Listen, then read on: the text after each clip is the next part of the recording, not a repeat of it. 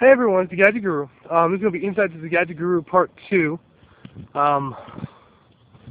If you're wondering, I am in the middle of bumfuck nowhere, and yeah, I don't know. Closed-in gate community. Don't ask. Do not ask, please. Anyways, this is going to be Inside to DaGadgetGuru Part 2, and this is going to be insights into, I guess you could say, play style. Now a lot of people, when they're dueling, they have a play style where the only thing they're thinking about is, okay, what can I do? What can I do? What can I do? How can I, like, OTK my opponent? How can I destroy him? How can I obliterate him? That's all they think about. A one-track mind. But a good player, a smart player, an educated player will think about two things, at least two things. First one, he'll think, okay, with my hand, what can I do? Now, he's not thinking of the same thing as the first player. The first player is thinking, how can I destroy my opponent right now, right here with my resources? A good player will be thinking, okay, how can I set up my gameplay? How can I be ahead of my opponent in 2 turns, in 3 turns, in 4 turns?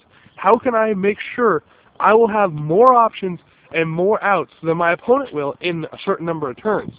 So, I mean, that's something that really comes to play, because when you're playing in a high-level tournament or a competitive environment, just because you and the other player are about the same, about evenly matched, your play style can drastically affect your chance of winning or losing.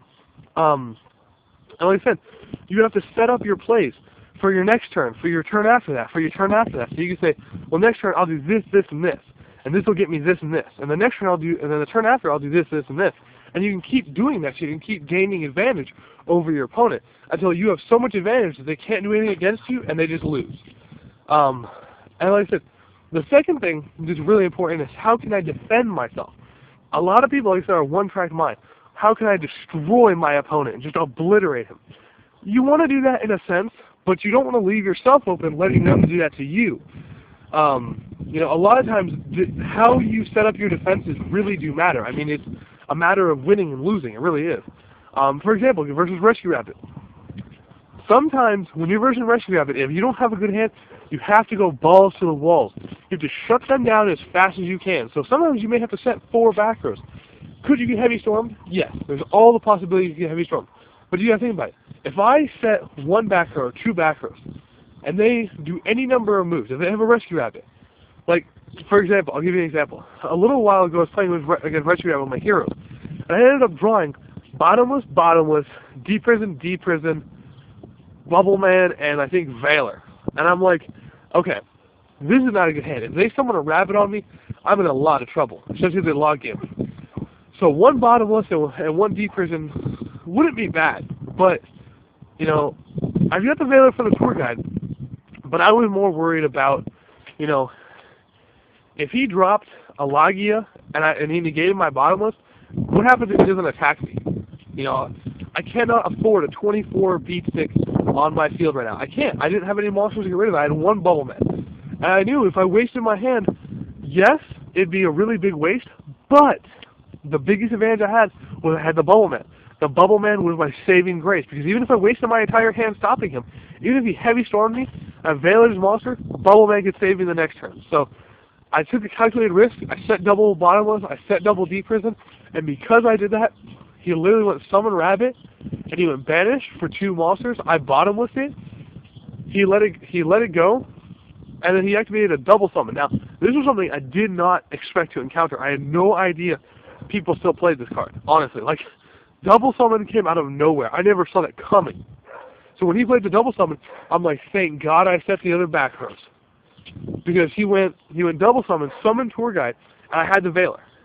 So I shut him down that way. Next turn, I drew my Thrasher. So I special summoned Thrasher, ran over his tour guide, and let him go. Now I have the Bottomless and 2 Deep Prisons.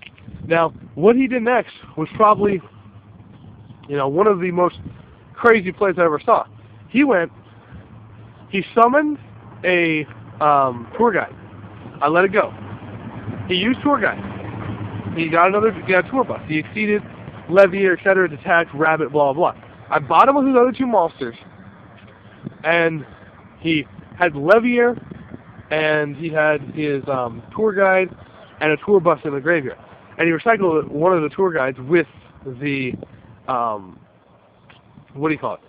I don't remember what it's called. But the point is, he had a bunch of monsters out of play, right? He flipped over, returned from a different dimension. Now, I didn't see that one coming at all. I was like, crap, that's not good. So, he got back a rabbit and he got back to 4 dinosaurs. He got back to 4 dinosaurs. Then he overlaid.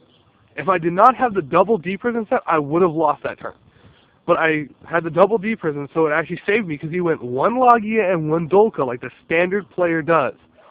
He attacked with Logia, I double D prisoned it, got it off my field, didn't take the damage, took the other 2, and the next turn I topped into Super Poly to save me for the game. So the playstyle really does affect whether you can win or lose a game.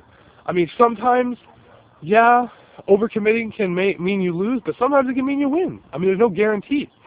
So, you know, basically the first thing you should be doing is thinking of a two-way attack pattern.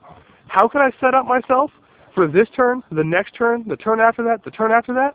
And also, how can I defend myself in case of a worst-case scenario? If he does, you know, if he does X, can I get out of it? The answer should always be yes. I will be okay. That's what the answer should be. But, you know, a lot of people don't think about this, and they're not prepared for it. So, you know, this is Insights of DaGadgetGuru Part 2. I hope you guys liked it, and I will catch you all next Saturday for this segment. So, see you guys later.